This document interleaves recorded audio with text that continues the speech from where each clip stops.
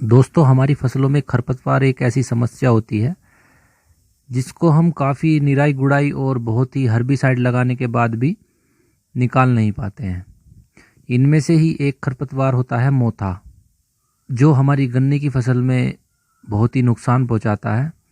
क्योंकि जब हम गन्ने की बुआई करते हैं तो उसके 3 से या 4 सप्ताह बाद हमारी गन्ने की फसल जो होती है वो निकल आती है, लेकिन मोथा उससे पहले ही निकल आता है। और जो हम अपनी फसलों में फर्टिलाइज़र या खाद लगाते हैं उसका कुछ भाग अवशोषित कर लेता है, जिससे हमारे पौधे को अधिक पोषक तत्व नहीं मिल पाते हैं और वह कमज़ोर पड़ जाते हैं।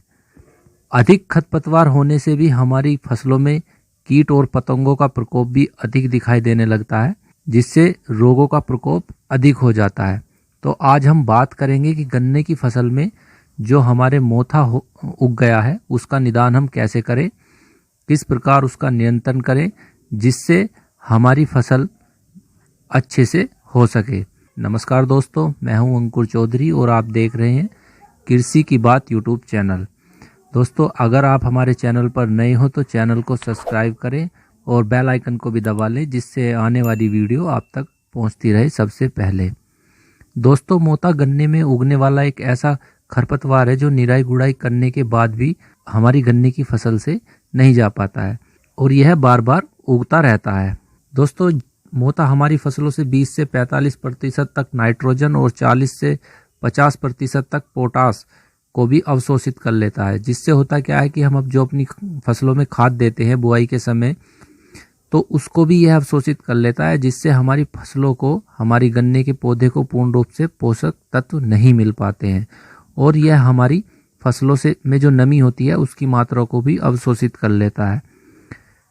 तो दोस्तों, इसके समाधान के लिए हम अपनी फसलों में जो सबसे बढ़िया प्रोडक्ट आता है धानुका कंपनी का सैम्प्रा, जो एएसएल पर काम करता है, यानी कि जिससे ल्यूसीन और आइसोल्यूसिन और अमीनो एसिड जो बनता है उसको यह बंद कर देता है, जिससे कोशिकाएं, मोथा की जो कोशिकाएं होती है वे कार्य करना बंद कर देती है, जिस कारण मोथे की बढ़वार रुक जाती है और मोथा मरने लगता है। दोस्तों, बात करें कि सैम्प्रा उपयोग कैसे करनी है।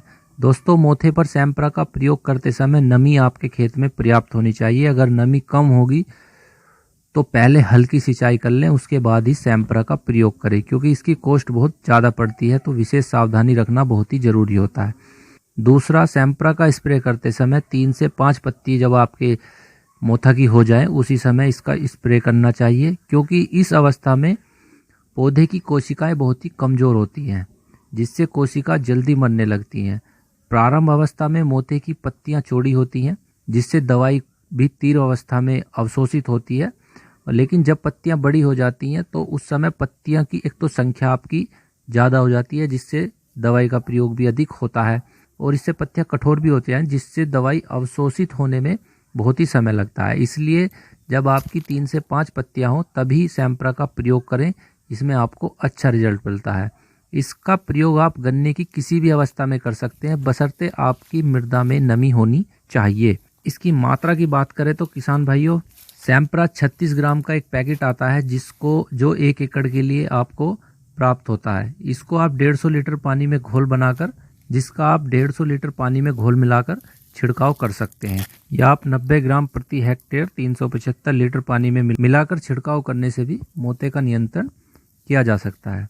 छिड़काव करने के 7 से 10 दिन बाद ही आप हल्की सिंचाई अवश्य कर दें और छिड़काव सुबह या शाम की अवस्था में ही करें। अगर तापमान अधिक ना हो तो आप दोपहर को भी इसका छिड़काव कर सकते हैं।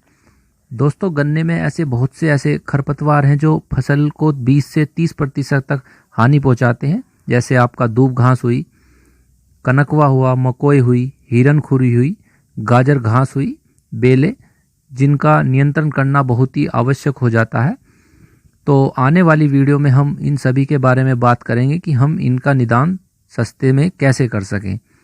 तो आपको चैनल को सब्सक्राइब करना है और बेल आइकन को भी दबाना है, जिससे आने वाली वीडियो आप तक पहुंचती रहे और आप खेती की सभी जानकारी प्राप्त करते रहें।